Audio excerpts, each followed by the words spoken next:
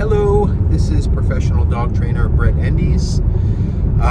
So I am trying to consciously put out at least one longer video per day.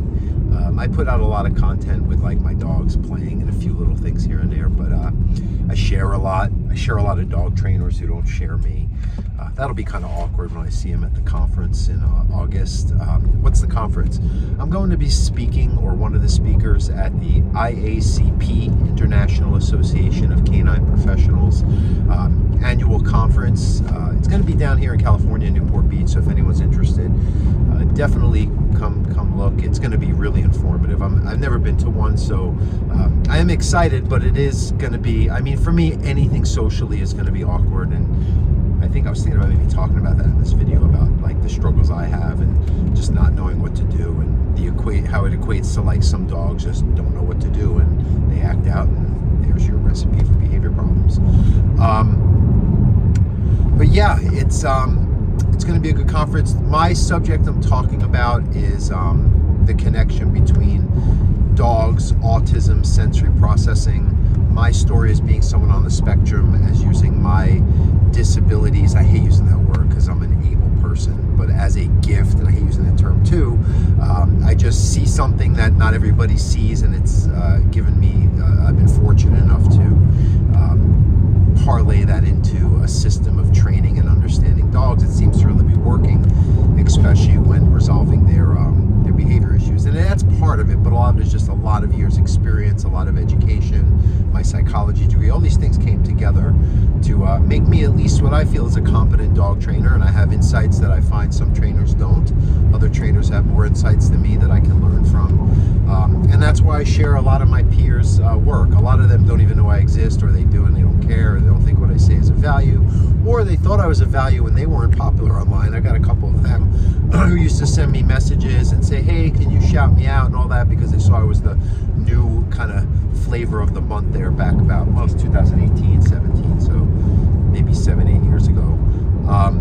So yeah, so that was, that's going to be something interesting and definitely exciting. I am nervous as shit, and that's the whole social awkwardness thing. Boy, I've just spent the past good part of the holiday, the past 2 weeks, isolating myself because I couldn't get myself enough incentive or motivation, or I did have the motivation, but then when I think about what it was going to be like, I just kind of backed out of it, to go to any kind of social event for whatever way it was. I'm not really big on partying, I'm not a drinker, all that, so it was going to be something like more spiritual, either going to like a Buddhism event stuff, and I was all planning to do that. They had a Buddhism event that started at 9:30, and I just kind of was ready to get in the car, and I'm like, I got to interact with all these people that are just either gonna like, I just don't know what to do, what to say. I don't know where to put my hands. I don't know where to look. I don't know how long to look. These are all the things someone struggles with when they have a social issues. As you know, me, it's a symptom of autism, but I've always, had a hard time fully being myself unfiltered, because I find that I get judged or punished or reacted to when I know my intentions really in 98% of those cases were not what I intended, and you just get kind of gun shy, you get traumatized. Again, I hate using that word too, but you get like, I don't want to go through that again. Or you get into it and then you're defensive, like you come in like with your guard up, and people sense that and they start reacting to you, then you react back, then the anxiety kicks in, and it gets worse and worse. And that for me is something that I just, it's easier to just avoid. It's easier to just hang out around dogs. I even find that like the people who I had and have in my life, they get me. They're wired a certain way themselves, or they spend enough time with me to really know the intention. So if I say or do something awkward, or say something unfiltered that some people would find as offensive, they're like, oh no, that's just Brett, and I understand where he's coming from. I know where his heart's at, and maybe there's merit in what he's saying, and I'm just the kind of person who can handle it, where a good portion of the world doesn't want to deal with the truth. They're just kind of they're living in fear. A lot of people, I talk about that a lot too, because I see what it is. A lot of people are collectivist thinkers, and as soon as somebody who thinks a little more independently or breaks the trends of interpretations of how things are, dogs are a great example of that. So my hair's all fucked up. It really is like, it short circuits people. I mean, that's how the whole purely positive movement existed, is that thing in people that they see something in dogs that isn't quite the reality of how the dogs are seeing it from their end, and they lean into that, and everything that they say as far as how to interact with dogs, communicate with them, train them, resolve their behavior problems comes from that mindset. And I'm the guy saying, hey, that mindset is what keeps me busy with clients every single day, simply because I understand the dynamics of how dogs are seeing things one way from an instinctive, sensory, pattern-based way of operating, and you're just coming from this emotional kind of projecting your human, which again, even humans are seeing things flawed in their own realm. How are they going to be able to interpret how another species is seeing it unless they can get out of themselves? And there are a lot of people who can do that. A lot of my peers have done that, and it might be because they're wired in a way like I am, or they've just put a lot of experience into things to see the actual dynamics that are going on between dogs and humans that can directly cause their behavior issues.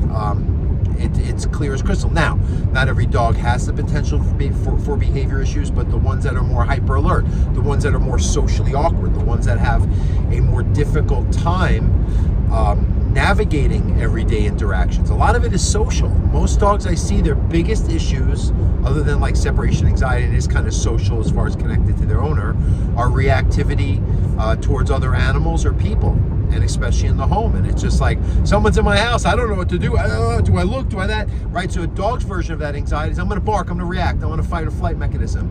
I'm going to overstimulate myself and just jump all over them. Why? Because nobody's taken my hand or my paw and has taught me how to navigate this. And that's all my training is DBT, dialectical,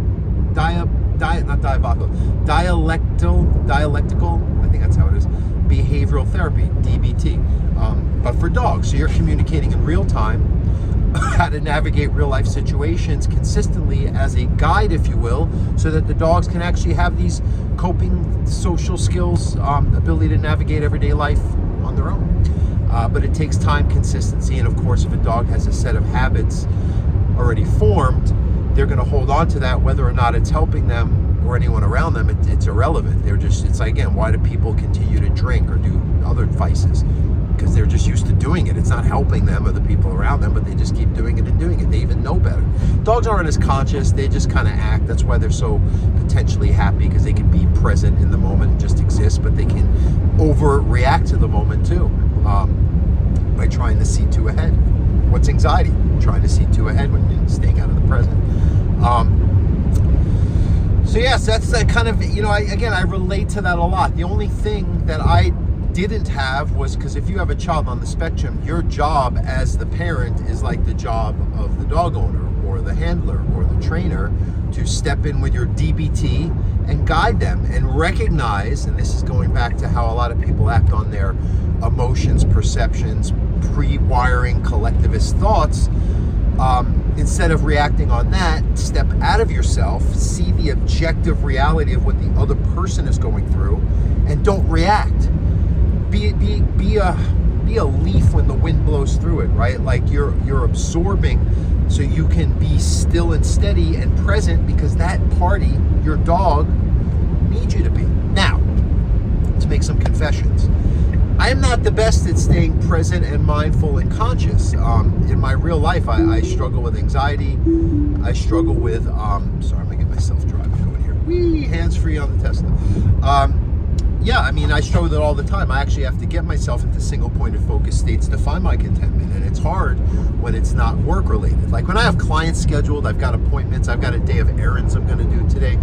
That's fine, that's easy, because I have it planned out. I have somewhere to be. I'm moving. I like movement. Dogs like movement. And then you have downtime after you've gotten your fulfillment of movement and outlets and tasks and just doing what your purpose is. Although my purpose isn't going to the bank and Home Depot my whole life, it is something I have as a purpose today. So it keeps me present, keeps me task-minded, and I've got my navigation here. Something is telling me to do, a schedule, what to do, instead of me sitting in my house scrolling and thinking of my own demise and getting anxious and worrying and feeling like, why am I alone, blah, blah, blah. Better to just be out there. And your dog, although they don't have these existential thoughts, again, because they can live in the moment, they don't think about that they're going to die all the time like humans do and trying to self-preserve. There's a deep instinct that if they were in a fight or flight situation, they're going to porthole to that. But most dogs are actually living pretty content unless they have these behavioral issues, and our goal is to make them content.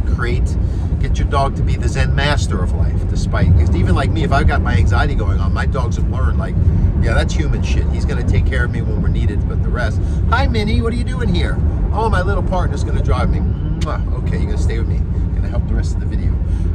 This is my little mini girl, my cutie, my little rat. Yes, I love you. So cute. So cute. Oh, I love this dog. So she keeps me present. Just holding her, touching her, squeezing her, thinking about a beautiful face. See, all I'm thinking about is her beautiful face and her eye. So it doesn't take much. That's what they say. Take a walk, go into nature, read a book, listen to some calm music, meditate. All that stuff really helps. And again, I'm jumping, teetering between the human realm and the animal realm here, but there's not too much of a difference. That's why the way I approach dog training, even though the communication is different, because they're a different animal that has their own way to communicate, there's still their own learning theory and instincts, and great potential to be calm, content, and in the present, in the now, right? So that's all this is about. I don't want to go too far, because I think I'm going to go into Pluto with this discussion on all this, but the reality is that a lot of what I deal with in my human life is not too dissimilar from what dogs struggle with, but in their realm, it can, even in a human realm, right? If people get too extreme, they can end up, in bad places too. So I think, if anything, dogs have a much greater potential to find that balance in their lives, and humans have to just continually work at it. So teach your dog some DBT if you're struggling with their behavior issues, and let them live in the present.